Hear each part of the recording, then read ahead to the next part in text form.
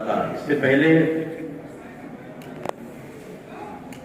एक हम जिस भारत की कल्पना करते हैं उस तरह का भारत कभी था नहीं।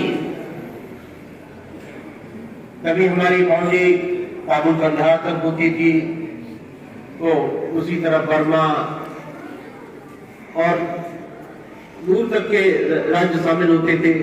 कभी हम दिल्ली के आसपास ही सिमट के रह जाते थे। तो एक भारत का जो स्वरूप, इंडिया का जो स्वरूप जो निकल कर आया वो 1947 की आजादी के पश्चात, जब 500 से अधिक राज्यों को, जो कि इसमें की प्रिंसली स्टेट जो थी उनको, और जो ब्रिटिश गवर्नमेंट के ब्रिटिशर्स के द्वारा जो जिस मुकाम पर सीधे रूल किया जाता था, उन सबको मिलाकर जो भारत देश बना, जिसमें सरदार पटेल की बहुत बड़ी भूमिका रही है, वो आज हमारे सामने भारत है। और हम उस भारत में, भारत के 75वें गणतंत्र दिवस को मना रहे हैं। आज हम विश्व में सर्वाधिक आबादी वाले देश हैं और हमारी जनता को हमसे बहुत अपेक्षाएं हैं।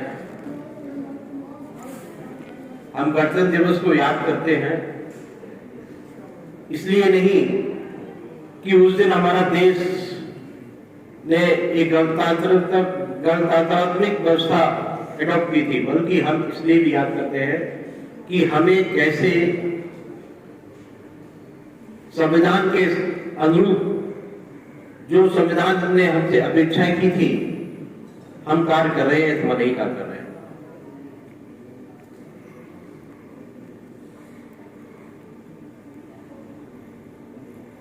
हम उत्तरोत्तर आगे बढ़ेंगे, बढ़ते चले जाएंगे।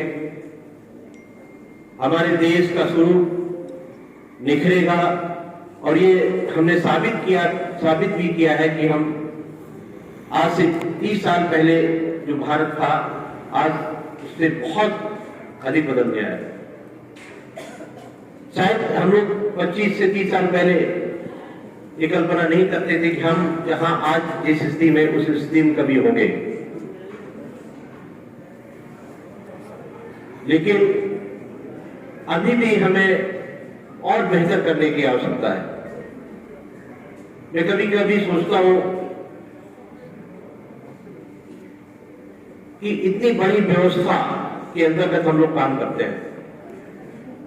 एक ही विभाग को, मैं कभी कभी स्वास्थ्य विभाग के बारे में सोचता हूं कि कितना बड़ा पैराफेरनेलिया सीएमओ से लेकर नीचे आशा तक तैयार किया गया है, लेकिन पूरा विभाग कितने लोगों को सेवाएं दे पा रहा है।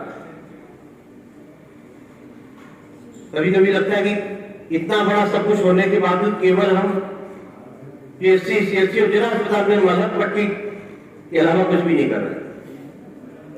क्या इतनी अपेक्षा थी और फिर हम किसी एक विभाग की बात क्यों करें? हम सब भी कहीं न कहीं अपनी जो हमसे अपेक्षाएं थी और जो जनता की अपेक्षाएं होती हैं, हम उस पर खरे नहीं करते।